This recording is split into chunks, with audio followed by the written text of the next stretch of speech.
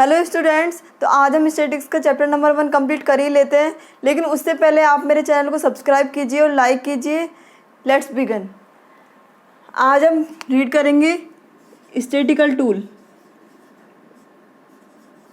Statistical tools हमने last video में देखा था, कॉपाई लर्न किया था हमने स्टैटिकल मेथड में। कॉपाई लर्न है आपको, तो कॉपाई क्या है? मेथड है, तो मेथड की क्या है? टूल है। से COPAI, C means collection, O organisation,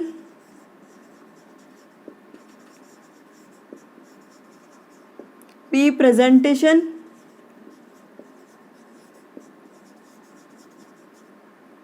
A means analysis, and then interpretation.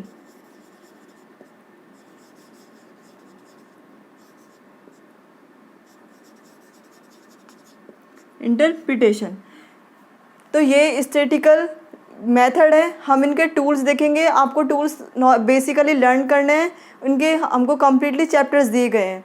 Okay, तो हम डाटा को किस तरीके से कलेक्ट किया जाता है, कौन कौन से वे में कलेक्ट किया जाता है, कौन कौन से वे में ऑर्गेनाइज करते हैं हम, तो वो इसके टूल्स हैं। तो कलेक्शन का टूल्स क्या है? हम कलेक्शन को कौन कौन से वे में प्रेजेंट कर सकते हैं? एक तो सेंसस मेथड और सैम्पल मेथड। हम इसको 2 वेज में कलेक्ट कर सकते हैं। सेंसस मेथड मीन्स कंप्लीट एक यूनिवर्स, मतलब मुझे आपके स्कूल का डाटा कलेक्ट करना है, तो डाटा कलेक्ट करना है, तो कंप्लीट यूनिवर्स का डाटा कलेक्ट करना है। तो वहाँ पे number of student, total number of students होंगे। मैं यदि उनको काउंट करूँ तो वो क्या हो जाएगा? सेंसस। और यदि मैं उनका एवरेज निकाल दूँ, जैसे आपकी क्लास में 100 स्टूडेंट्स है, तो मैंने उनका कम्प्लीटली 10 स्टूडेंट्स ले लिए मैंने उनका, तो 10 स्टूडेंट्स लेके मैंने उनको कम्प्लीटली 100 स्टूडेंट का एवरेज निकाल दिया। 10 स्टूडेंट्स के बेस पे मैंने 100 स्टूडेंट्स का एवरेज निकाल दिया, तो वो क्या हो जाएगा? Sample method. मतलब हम जहाँ पे काउंट करेंगे कंप्लीट यूनिवर्स को, एक एक को काउंट करेंगे, वो क्या होगा? सेंसस। एंड हम एवरेज निकालेंगे, मतलब कंप्लीट एवरेज निकालेंगे, तो वो क्या हो जाएगा? Sample method. एंड ऑर्गेनाइजेशन किस वेज में करते हैं? Array of data, array of data and tally marks. हम इनको आगे चैप्टर्स में रीड करेंगे। टैली मार्क्स तो आप जानते हो ही, 1 2 3 4 5 ये टैली मार्क्स है। हम इन्हें आगे चैप्टर्स में रीड करेंगे। आपको सिर्फ बेसिकली इन्हें लर्न करना है। ये आगे इनके आपको कम्प्लीटली पूरे चैप्टर्स दिए गए हैं। प्रेजेंटेशन प्रेजेंट आप किस वेज में करोगे? आपको पता है, हमने देखा था वहाँ पे ग्राफ के फॉर्म में करते हैं, तो ग्राफिकल फॉर्म में करेंगे, एक ड्रॉ करेंगे, डायग्राम के फॉर्म में करेंगे, और एक किसके फॉर्म में करेंगे? हम टेक्सचुअल की फॉर्म में या टेबल की फॉर्म में, टेबुलर फॉर्म में करेंगे। ओके, एंड हम फोर्थ देखते हैं, एनालिसिस किस किस फॉर्म में करेंगे? परसेंटेज के बेस पर हम एनालिसिस कर सकते हैं, परसेंटेज के बेस पे कर सकते हैं, एंड एवरेज के बेस पे कर सकते हैं, एंड एवरेज के बेस पे कर सकते हैं, एंड कॉरिलेशन, ठीक है। इनके हम आगे चैप्टर्स कंप्लीट रीड करेंगे। And then last interpretation, magnitude of percentage, magnitude of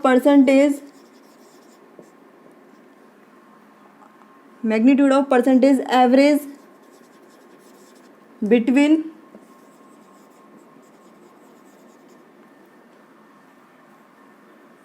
economic values, average between economic values. हम एवरेज निकालेंगे किसके बीच? इकोनॉमिक वैल्यूज के बीच में। ओके, हम इनको नॉर्मली बेसिकली सिर्फ हम यहाँ से इन्हें लर्न करेंगे। इनके हमको कंप्लीट चैप्टर्स दिए गए हैं, दैट्स ऑल। एंड देन हम नेक्स्ट टॉपिक देखते हैं, scope of statics.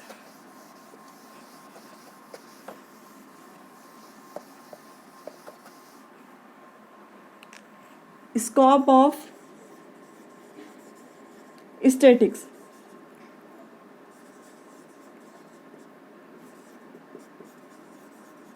Scope of statics, आपको 3 टाइप से स्कोप दिए गए हैं स्टैटिक्स के,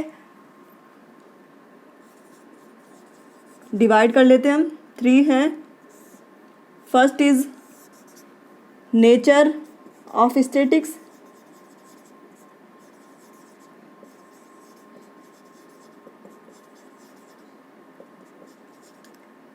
second is subject matter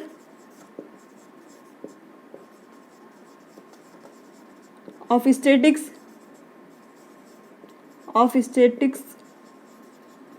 and third is limitation. इसकी क्या क्या लिमिटेशंस हैं ऑफ स्टैटिक्स।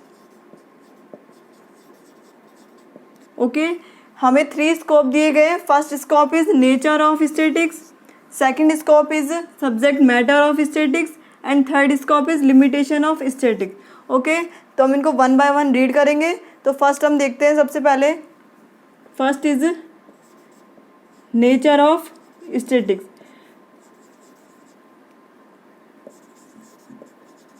स्टैटिक्स मतलब स्टैटिक्स का क्या नेचर है, कि स्टैटिक्स क्या है, स्टैटिक्स क्या कंसीडर करता है, साइंस है स्टैटिक्स या आर्ट्स है। तो हम यहाँ देखते हैं science as well as art, मतलब स्टैटिक्स साइंस भी है और आर्ट भी है। तो साइंस क्यों है, जैसे साइंस का अदर जैसे प्रिंसिपल पर बेस होता है, वैसे स्टैटिक्स भी प्रिंसिपल पर बेस होता है। जैसे कुछ प्रिंसिपल्स हैं इसके अंदर भी जो कि उन प्रिंसिपल पर बेस होता है। जैसे आर्ट्स है, आर्ट्स में भी अदर जैसे क्रिएटिविटी होती है, जैसे कोई कभी भी चाहे जो ऐसे यूज़ कर सकता है। जितनी हम प्रैक्टिस करेंगे, प्रैक्टिसेबल भी होता है। जो आर्ट होता है वो प्रैक्टिसेबल भी होता है। हम जितनी प्रैक्टिस करेंगे हम उतने ज़्यादा स्ट्रॉन्ग हो जाते हैं। वैसे स्टैटिक्स है, हम इसकी जितनी प्रैक्टिस करेंगे हम उतने उसमें स्ट्रॉन्ग हो जाएंगे। तो हम कह सकते हैं statics are considered to be science as well as art. ठीक है, एंड देन हम नेक्स्ट देखते हैं इसका सब्जेक्ट मैटर क्या क्या है। इसके सब्जेक्ट मैटर क्या है, सब्जेक्ट मैटर इसके 2 टाइप्स हैं, 2 है इसके सब्जेक्ट मैटर। फर्स्ट तो है डिस्क्रिप्शन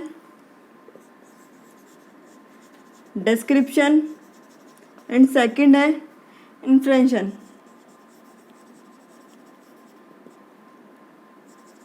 डिस्क्रिप्शन मतलब मेथड यूज, हमने इसके मेथड देखे थे स्टैटिक्स के, अभी हमने मेथड देखे थे लास्ट वीडियो हमने उसमें मेथड देखे थे, कलेक्शन, ऑर्गेनाइजेशन, प्रेजेंटेशन, हाँ, एनालिसिस, इंटरप्रिटेशन, ये सारी क्या है इसके, ये जो सारे डिस्क्राइब में हम रीड करते हैं तो वो क्या हो जाता है डिस्क्रिप्शन। मतलब हम collection, organisation,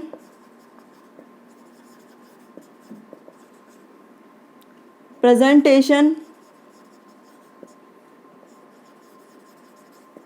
analysis and interpretation,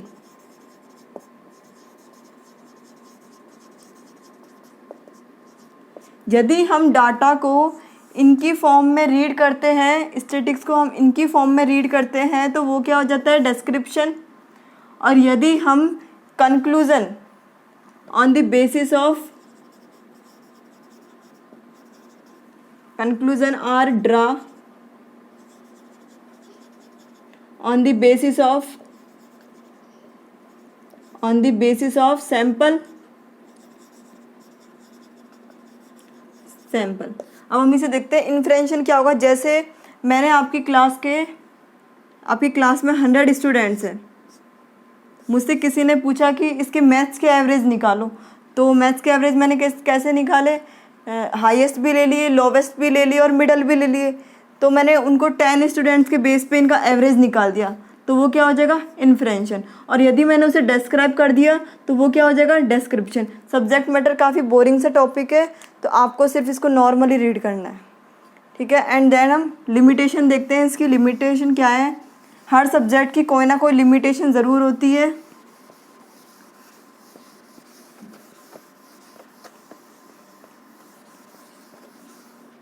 and then हम इसकी लिमिटेशंस देखते हैं। Limitation, okay, first limitation is study of numerical facts only. मतलब हम इसमें सिर्फ न्यूमेरिकल फैक्ट की स्टडी करते हैं, study of numerical facts only. And second, study of aggregates only. Third is homogeneity homogeneous of data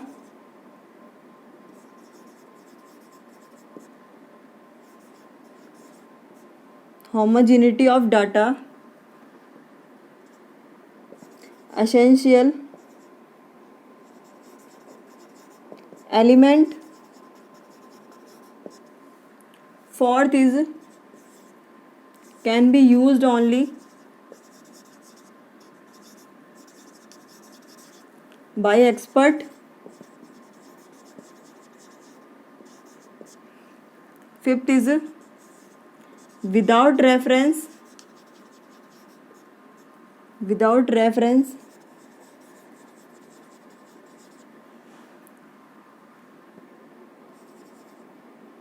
result may prove to be wrong.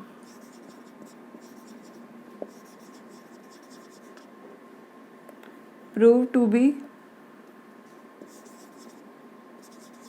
wrong. Okay, हम इन्हें one by one देखते हैं। Study of numerical facts only, मतलब इसके अंदर सिर्फ numerical facts की ही study की जाती है। जैसे किसी भी ऑर्गेनाइजेशन, वहाँ पर कोई भी एम्प्लॉयमेंट सैड भी हो सकता है, हैप्पी भी हो सकता है, लॉयल भी हो सकता है, लॉयल नहीं भी हो सकता है। वहाँ कोई न्यूमेरिकल नहीं है, लेकिन स्टेट्स क्या कहता है कि हमें इस चीज़ से कोई मतलब नहीं है, हमारे लिए तो कोई भी डाटा जो न्यूमेरिकल्स में होगा हम उसे ही मानेंगे, कोई भी डाटा जो न्यूमेरिकल्स में होगा हम सिर्फ उसे मेजर कर सकते हैं। लेकिन उसके लिए तो ये काफ़ी मेजर इम्पैक्ट है। लेकिन यहाँ स्टैटिस्टिक्स क्या कहते हैं कि यदि कोई भी डाटा हमें यदि न्यूमेरिकल से मिलेगा तो हम मेज़र कर देंगे, बाकी नहीं करेंगे। इसलिए हम कह सकते हैं कि study of numerical facts only. वैसे तो इकोनॉमिक में सिर्फ इतना ही ज़रूरी नहीं है, काफ़ी सारी चीज़ें होती हैं, हमें सिर्फ इतना ही मेज़र नहीं है कि वो सिर्फ न्यूमेरिकल हो, उसमें काफ़ी सारी चीज़ें होती है, जैसे सराउंडिंग में हमारे क्या चल रहा है क्या नहीं चल रहा है। तो काफ़ी सारी चीज़ें होंगी जो सराउंडिंग में हमें पता होनी चाहिए, लेकिन स्टेट्स के अकॉर्डिंग सिर्फ वो न्यूमेरिकल में ही हमें मेज़र कर सकता है, बाकी वो और कुछ मेज़र नहीं कर सकता। तो ये फर्स्ट लिमिटेशन है ऑफ स्टैटिक्स। सेकंड देखते हैं हम, स्टडी ऑफ एग्रीगेट ओनली। अब लास्ट वीडियो में मैंने बताया था कि aggregate means collected two ways, हमने काफ़ी सारा कलेक्ट किया गया हो। जैसे कोई भी हम एक इंडिविजुअलिटी चीज़ तो नहीं ले सकते। इंडिविजुअलिटी मीन्स जैसे किसी भी टीचर की सैलरी है 50,000 सैलरी है, ठीक है, तो वहाँ पे एक इंडिविजुअलिटी है, वो वहाँ 50,000 सैलरी उसके पर्सनल लाइफ में काफ़ी उसको इम्पोर्टेंस ही देती हो, उसके लिए क्या मायने रखती हो। लेकिन स्टेट्स कहता है नहीं, हमको इससे कोई मतलब नहीं है, हमको कंपैरिजन चाहिए, हमें कंपैरिजन करके बताओ, हमें 8-10 टीचर्स की सैलरी बताओ, फिर हम उसमें कंपैरिजन करेंगे कौन बेस्ट है, ठीक है। तो स्टडी ऑफ एग्रीगेट ओनली कि जो स्टेट्स है उसके अंदर सिर्फ हम एग्रीगेट की स्टडी करते हैं। And then third, homogeneity of data essential element.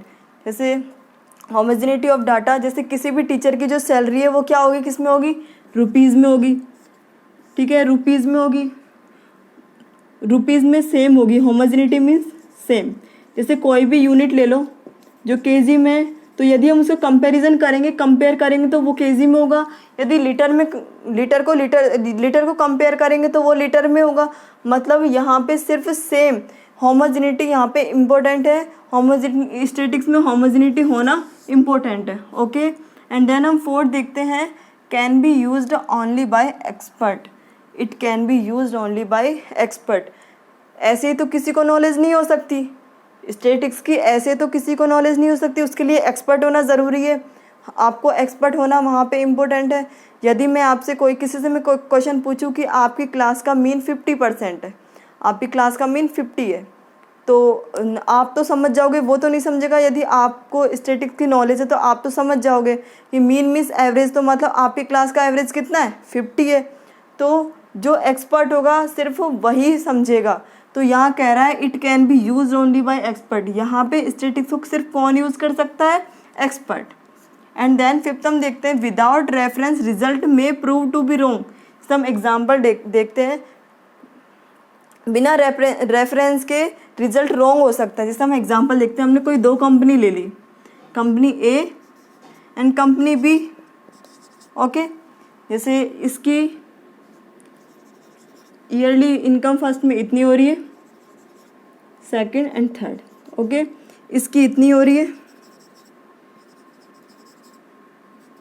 यदि मैं आपसे पूछूं कि कौन सी कंपनी बेटर है, तो आपके अकॉर्डिंग तो ये वाली होगी, क्योंकि ये हर साल her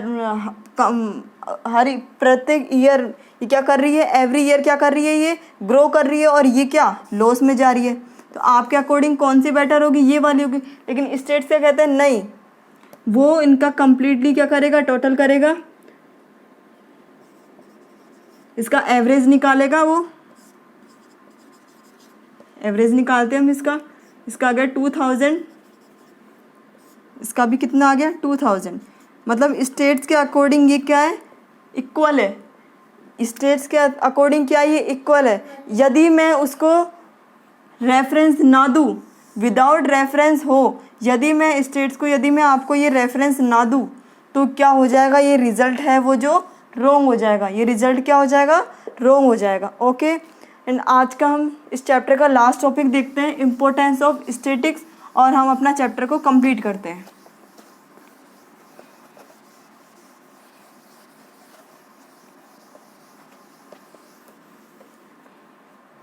last topic is importance of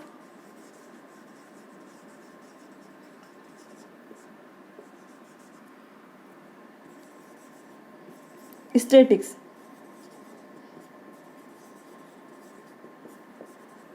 importance of statics, ऐसी क्या इम्पोर्टेंस पड़ी जो हम स्टैटिक्स रीड करें, ऐसा क्या नीड, ऐसी कौन सी नीड पड़ी जो हमें इतना सारा बोझ डाला गया, जो हमें स्टैटिक्स पढ़नी पड़ी। तो हम देख ही लेते हैं। फर्स्ट है quantity expression, quantitative expression of economic problem, of economic problem. Quantitative expression of economic problem, मतलब इकोनॉमिक प्रॉब्लम क्या है, हमारे इंडिया की तो सबसे बड़ी इकोनॉमिक प्रॉब्लम क्या है, पॉपुलेशन है। जैसे पॉपुलेशन, पॉवर्टी, अनएम्प्लॉयमेंट, इंफ्रास्ट्रक्चर, ये सब क्या है, इकोनॉमिक प्रॉब्लम है। अब वो हम कैसे मेज़र करें, तो हम उन्हें क्वांटिटी में मेज़र करते हैं। उन्हें क्वांटिटी में मेज़र कर दो तो वो क्या हमारे पास कम्प्लीटली एक डाटा आ जाएगा। ठीक है, यदि हम उसे क्वांटिटी में कर देंगे तो वो हमारे पास डाटा आ जाएगा। तो इसलिए स्टैटिक्स हमारे लिए इम्पोर्टेंट है। तो क्वांटिटिव एक्सप्रेशन इकोनॉमिक प्रॉब्लम के लिए इम्पोर्टेंट है। एंड देन सेकंड हम देखते हैं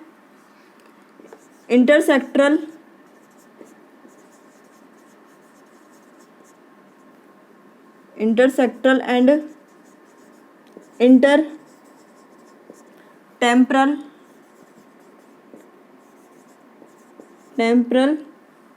कंपैरिजन।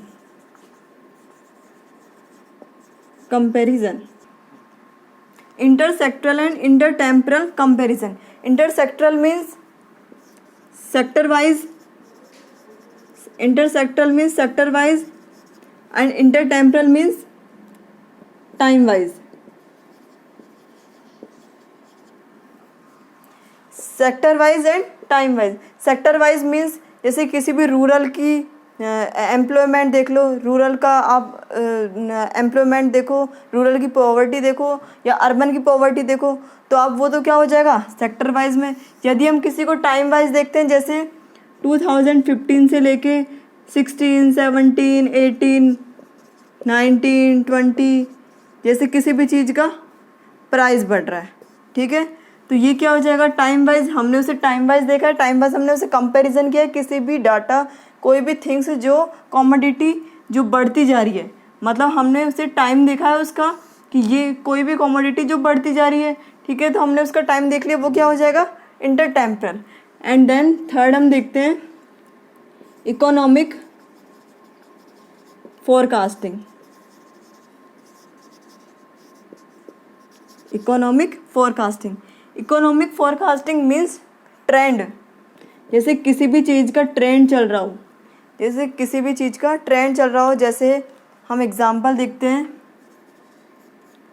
2015, 16, 17, 18, 19, तो यहाँ से हमने देखा कि प्राइस बढ़ रहा है, प्राइस बढ़ रहा है, तो हमें यहाँ से इसका ट्रेंड पता चल गया, हमें यहाँ से इसका ट्रेंड पता चल गया, तो ये क्या हो जाएगा इकोनॉमिक फोरकास्टिंग।